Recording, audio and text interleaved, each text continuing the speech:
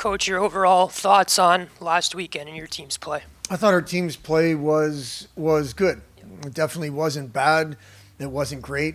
I think the reality is with around 10 minutes to go in the game on Saturday, around 30 minutes to go. So about 10 minutes to go in the second period, we had a 1-0 lead, hadn't played great.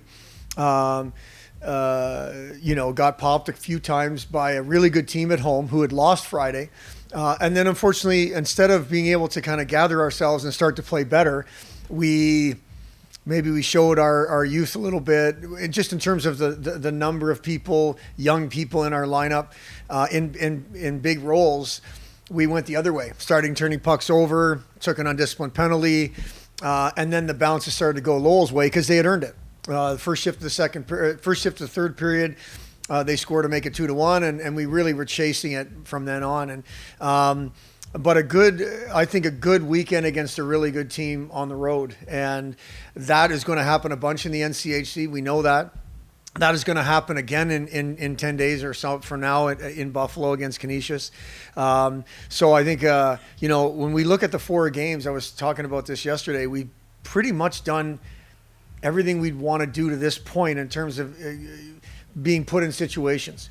5-on-6, 6-on-5, 3-on-3, shootout, obviously special teams, 4-on-5 and 5-on-4 and all that kind of stuff. And then been hit in the mouth physically with adversity. And I feel like we're progressing. I feel positive about where we are right now.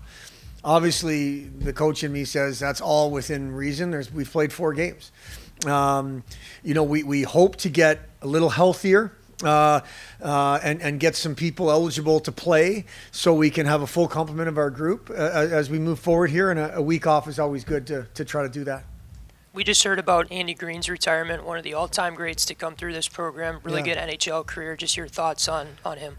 Yeah, with Andy Green, it's really, really personal. I think we talked about this when he got to 1,000 games, but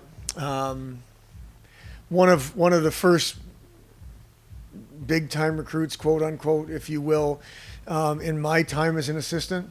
I remember being on the phone with Andy's mom and his dad and obviously the boy.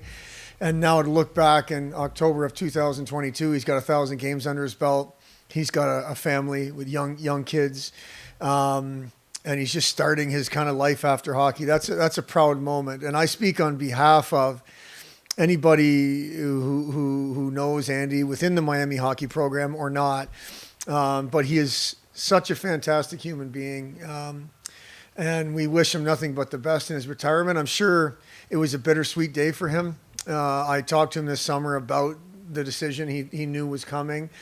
And he was on the fence with it, as you can imagine. Obviously, he's made that decision now. I'm sure his family was a big part of it.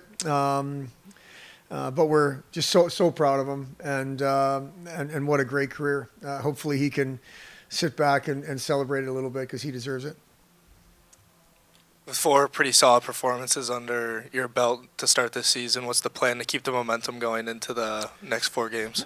Well, honestly, in these weeks off, I've always been the same. Let's rest and mentally, physically rest, which we think we have. And then it's do things in practice that maybe you wouldn't always have a chance to do. Maybe more like some training camp things. And take advantage of the extra practice time as you prepare. As we get closer to getting on the bus next Thursday, we'll start to kind of ramp it up in a normal preparation week mode, if you will. But right now, it's details, it's purpose, it's the X's and O's of our game, it's who we want to be. Those kind of things are what we're being talked about in practice. It's truly tough to keep momentum in practice, but I think it's a confident group. Even though the last time we played, we didn't play well and we got a poor result. I think the group is confident about what they're doing or what they're capable of doing, and we want to keep that confidence. I think that's how you keep momentum. We know more adversity is coming, whether that's individual or collective adversity. It's coming, and how we react to that is going to be the key for us, including me. So that's what we're doing during this week as we head into preparing for Canisius next week.